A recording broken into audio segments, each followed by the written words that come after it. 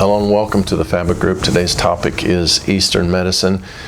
We did do a video before that was East versus West, and we didn't really expand or expound on what we mean by Eastern medicine. You know, we talked about Western. We kind of know what that is. It's medicate, operate, radiate.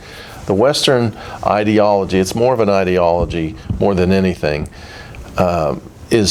is looking at several things: mind, body, spirit. We're going to look at the body, how is it functioning, and so on. We're going to use naturopath, integrative functional, homeopathic, and any other type. Anything non-Western is available in the Eastern side, I should say that.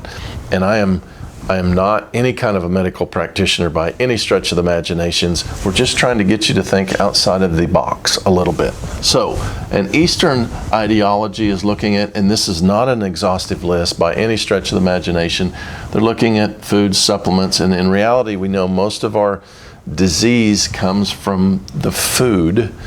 So external factors: environment, meds, fluids, exercise, immune system, the spiritual system, the body mass, DNA, hormones, age, sex, male or female, and we know the body changes, male and females, over as we age, detoxing.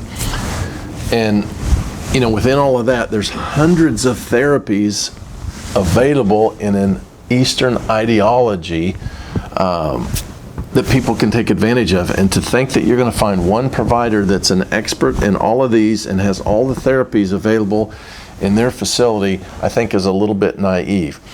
But in our modeling and in our programs, we're trying to put people in a position that do prescribe to more of an Eastern, that it doesn't financially wipe them out. Because most all of your sharing programs, they really prescribe to that Western ideology. It's all done on CPT codes, and when you get into Eastern medicine, we don't do CPT codes. So how do you pay for something? And this is the sharing programs issues. How do they pay for something and they don't? Are we paying for quackery? Are we paying for something that, you know, is not helping people? They understand the Eastern medicine. They prescribed this, they did this, and they build on these CPT codes. But in the Eastern medicine, it's just a different animal altogether. So how do we position the individual that if an event occurs and we don't want to use the Western ideology or therapies, how do we have that not wipe us out financially? So we have to understand that, and we position products and programs in order to protect the people. So I would say this: if this is just to get you to think a little bit about Eastern versus Western, not trying to, you know, we're not medical professionals. We're not trying to give you every scenario. That's not it. We're just trying to say, in the work that we do, we deal a lot with your non-traditional healthcare practitioners, your Eastern people. We do work with the Western people as well, especially if you watch the video on our direct pay program. It seems to model more towards the Eastern type of people, because they have always been the disenfranchised people in the healthcare world, the practitioners and the people.